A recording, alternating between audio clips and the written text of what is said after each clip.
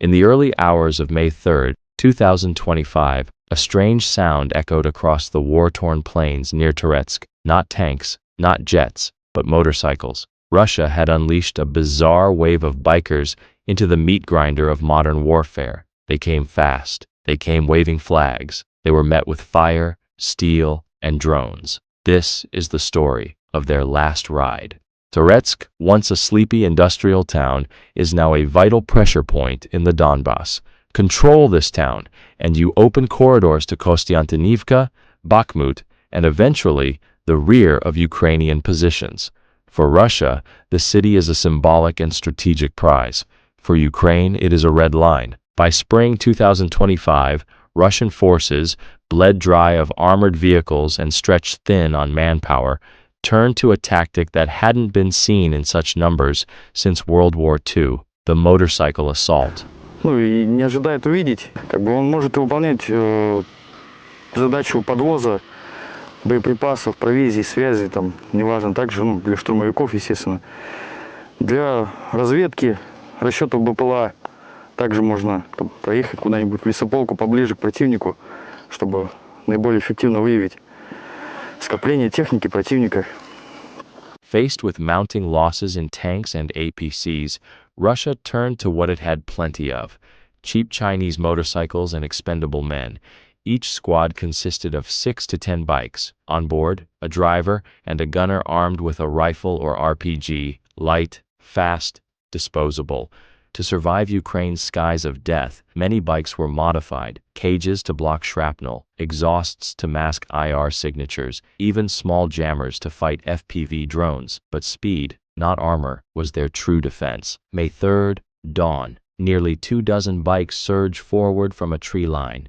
Tricolor flags fly, red Soviet-style banners flap in the wind. To the Russians, this was a propaganda moment as much as a tactical one. Capture Toretsk's outskirts, film the flags over the ruins.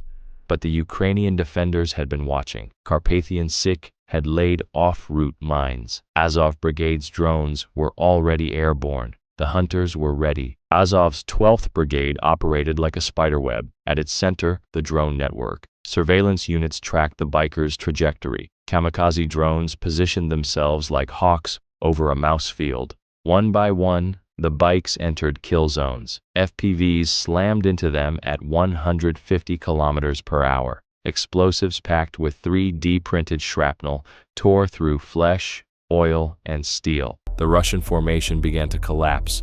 The 49th Carpathian Sich Battalion had anticipated the biker path. Their mine engineers planted off-route explosives along paths disguised with brush and debris. As the surviving bikers tried to swerve left, they triggered hell. Metal flew. Riders were launched skyward. Those who survived the mines found bullets waiting for them. Within 15 minutes, the field was silent again. Only smoke and flags remained. So why did it fail? Russia underestimated the reach of Ukrainian drones. They banked on speed, but speed means nothing when drones float overhead. They hoped their bikes could survive the minefields, but Azov's drone-piloted eyes fed real-time intel to artillery, turning those escape routes into traps. Military experts call it a reconnaissance in force, a test of Ukrainian defenses using cheap, mobile infantry, but it turned into a massacre. This wasn't an isolated event. It was part of a broader desperation. With armored vehicles in short supply and drone warfare evolving daily, Russia has turned to quantity over quality. Bikes, dismounted assaults, penal battalions, anything that can keep the pressure up. Meanwhile, Ukraine continues its high-tech evolution, perfecting drone swarm tactics, autonomous targeting, and AI-guided kill chains. The last biker didn't make it 500 meters past the tree line. Some died before they could even fire a shot. For Russia, this was a disaster. For Ukraine, a showcase of modern integrated defense.